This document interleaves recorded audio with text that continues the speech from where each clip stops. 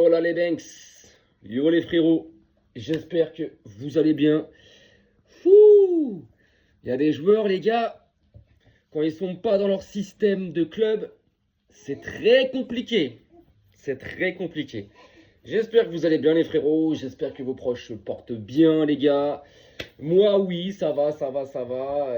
Les travaux sont terminés, ça y est les gars, on peut un peu se reposer, on peut un peu se souffler. Malgré qu'il fait un temps de... Ah, il y a eu 3 semaines de belle chaleur, les gars. Moi, je suis un mec d'été, les gars. Je vous l'avais déjà dit dans les vidéos. Je suis un mec d'été. Il y a eu 3 semaines de belle chaleur et depuis 2 semaines, c'est que mauvais, tu vois. Bon, là, il s'est arrêté de pleuvoir. Il y a un petit peu d'éclaircie. Normalement, ce week-end, c'est reparti à la hausse. C'est reparti pour du ciel bleu, du soleil et des belles températures. Sachant que la Coupe du Monde commence après-demain, vu qu'on est le 9. Les frérots, on va revenir gentiment, les gars. D'abord, je finis mon jus. Sur ce match de l'équipe de France d'hier, waouh, waouh, victoire, 3 buts à 1, grande Olysée, mais si Olysée hier n'est pas là, tu sors de ce match-là sûrement avec une défaite 1-0, ou un match nul, ou une victoire genre étriquée de zinzin, alors qu'en face c'est la pire Irlande du Nord de l'histoire. Vous voyez ce que je veux dire? Oui, à côté il y a ma petite.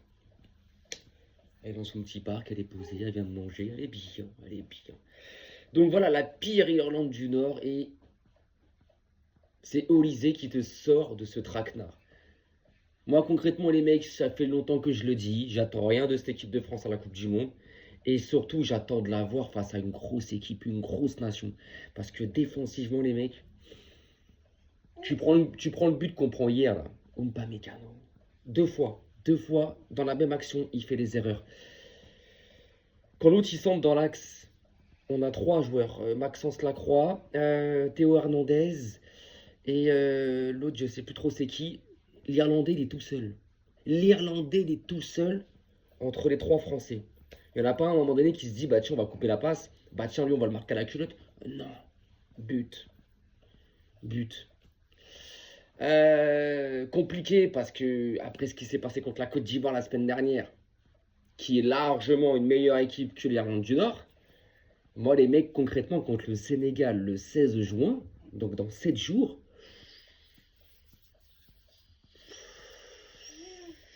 les gars, attention, hein.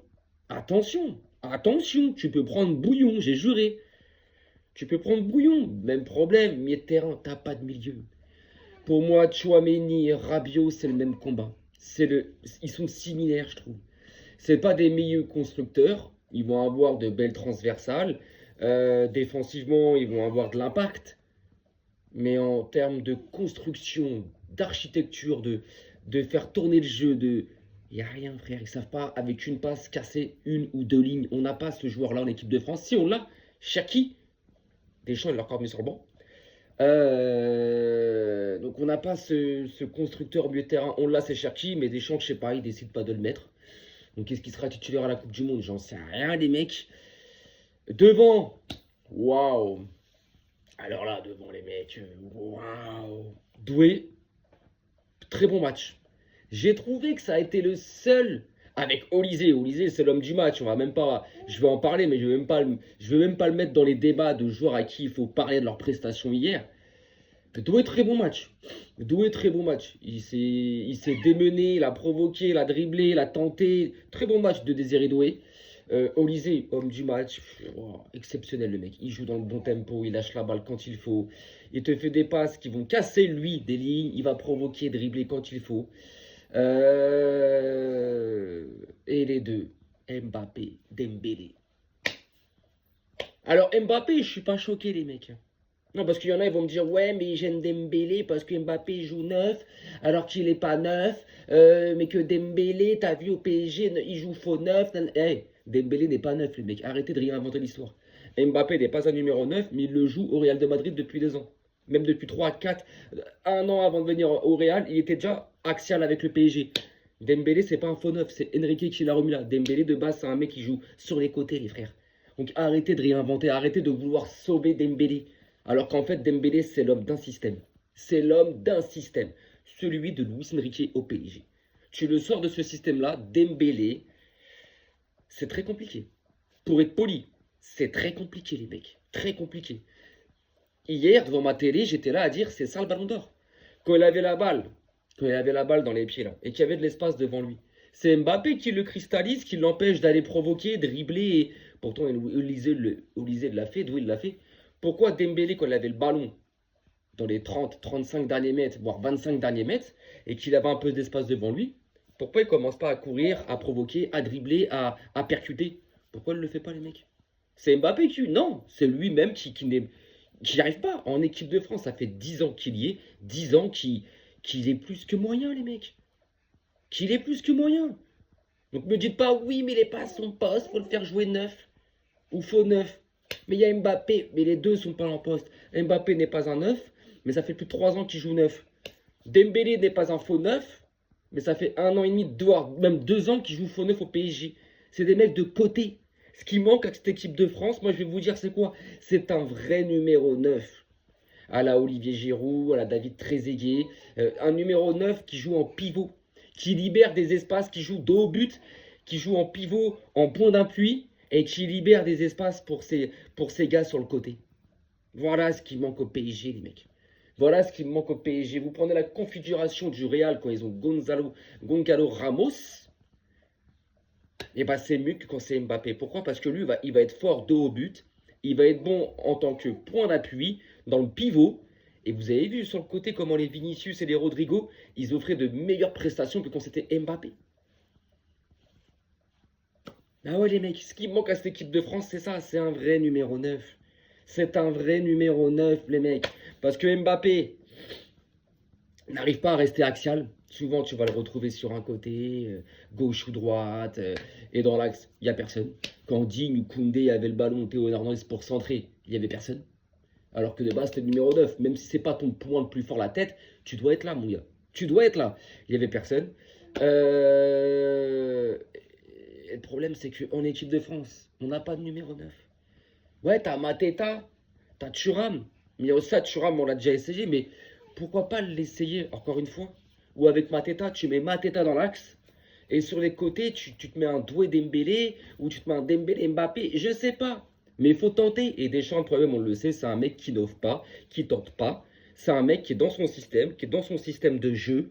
Et il changera jamais rien. Basta. Parce qu'il veut faire plaisir à ses petits poulains. Voilà. Et donc Mbappé aussi, hier, Mbappé, moi c'est pas d'aujourd'hui que je le dis, il est finito les mecs. Finito. Finito. Ce mec-là, son point fort, c'était sa percussion et sa vitesse. Pour moi, je l'ai toujours dit, le Mbappé le plus fort, c'était à Monaco. Comment il bouffait les espaces, comment il était fort. Les défenseurs adverses, ils paniquaient. Il est passé au PSG. Quand il était à gauche, c'était très bien. D'un coup, il y a eu Neymar. Et Mbappé s'est pris pour Neymar. Mais tu n'es pas Neymar. Il a voulu jouer dans l'axe. Frérot, tu sais pas jouer dans l'axe. T'es pas un playmaker. Tu sais pas faire des remises. Tu sais pas jouer dos au but. Non, reste sur un côté. T'as 28 ans. T'as encore un peu de jus, un peu de vitesse. Profite de ça. Là, axial, on voit que c'est pas bon.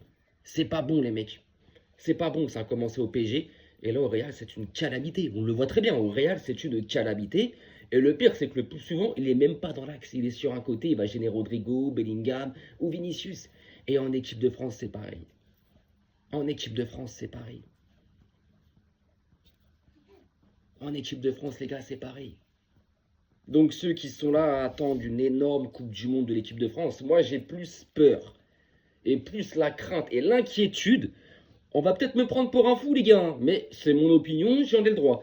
Moi, j'ai plus l'inquiétude, les mecs, de revivre une Corée du Sud 2002, où l'équipe de France se fait sortir au premier tour, ou soit 16e ou 8e, ou allez, un quart de finale, mais dureté, dans des prestations affreuses, dans des prestations abominables. Moi, je vois ça, les mecs, j'ai vraiment peur de ça.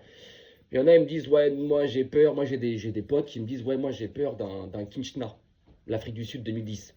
Le délire qu'il y a eu, la grève, etc. L'entente à l'intérieur qui était pas bonne, il y avait des clans, il y avait la guerre entre les joueurs, entre le staff et les joueurs, c'était pas bon. Là, dans le groupe, pour l'instant, on ne voit pas ça. Dans le groupe, on voit pas d'embrouille, on voit pas. Mais tu dis ouais, pourquoi pas, ça peut être aussi une inquiétude. Une inquiétude. Deschamps qui laisse trop de pouvoir aux autres, à ses poulains. D'autres qui commencent à craquer parce qu'à un moment donné, Deschamps, le coach, ok, c'est ta dernière et tout, mais là, par rapport à ton favoritisme sur 2 ou 3 joueurs ou un joueur, tu sabotes le groupe, tu sabotes le collectif. Est-ce que ça peut péter comme ça pendant la Coupe du Monde? Possible. Possible, les mecs. Mais moi, je vois plus une Corée du Sud. Une équipe qui, ça va être compliqué. Alors ouais, peut-être le climat et tout, parce que là-bas, c'était aussi compliqué. Mais je vois plus ça. Moi, je vois vraiment vraiment plus, je vois largement plus ça en fait, les mecs. Je vois vraiment ce côté où ça va être très très, je sais pas, je le sens pas, je vois pas cette équipe en fait, je vois pas cette équipe, les gars, être capable de de faire quelque chose en fait. Je le vois pas. Je le vois pas, les gars. Je le vois pas. Désolé, hein, parce que j'attends une petite livraison, donc on sait jamais, tu vois. Donc je vois pas, les gars, cette équipe. Je vois pas, les gars, cette équipe. Je sais pas, bouger une grosse équipe en fait. Parce que oui, on a souvent dit oui, mais l'équipe de France, c'est souvent meilleur contre les grosses nations, etc. Ouais, à une époque. À une certaine époque, les mecs. À une certaine époque, l'équipe de France, et c'était l'époque génération Zizou, où cette équipe-là, dès qu'elle arrivait, tu prends la Coupe du Monde 2006, pour moi, c'est le meilleur exemple. Pendant les poules, on galère, les frères. On se qualifie au dernier match, les frères, contre le Togo. On doit gagner par 2 buts d'écart. On remporte ce match 2 buts à 1. Mais rappelez-vous comment en poule on avait galéré. Et une fois arrivé en 8e, voilà, tu sors l'Espagne. Bref, je ne vais pas refaire tout le parcours d'équipe de France. Mais tu sors l'Espagne. Et c'est pareil pendant les Euros. Les Euros où on a fait des 0-0 contre l'Australie ou des 1 partout contre la Roumanie, Euro 2016, etc., etc. Mais une fois passé les phases de poule et qu'on est en quart ou en 8e, tu vois une équipe qui là, voilà, à fin, et contre les gros, elle détruit tout. Là, j'ai pas l'impression de voir ça. Là, concrètement, les gars, j'ai pas l'impression de voir ça. Moi, j'ai plus l'impression de voir une équipe que dès qu'elle va jouer un gros, elle va se faire exploser. On va se faire exploser, les mecs. Parce que Deschamps ne sera jamais capable de changer de système de jeu avant un match et pendant un match. Il ne l'a jamais fait, pourquoi il le fera là? Il y a des joueurs qui veulent trop cristalliser l'intention. Voilà, on sait. Et qui ne feront pas les efforts qu'il faut pour le collectif. Donc moi, hier, c'était compliqué, les mecs. C'était compliqué, les mecs. L'Irlande, ils n'ont pas eu 5 occasions, ils en ont eu quelques-unes, quelques situations. Mais les quelques situations qu'ils ont eues, les mecs, ils ont réussi à nous mettre en danger.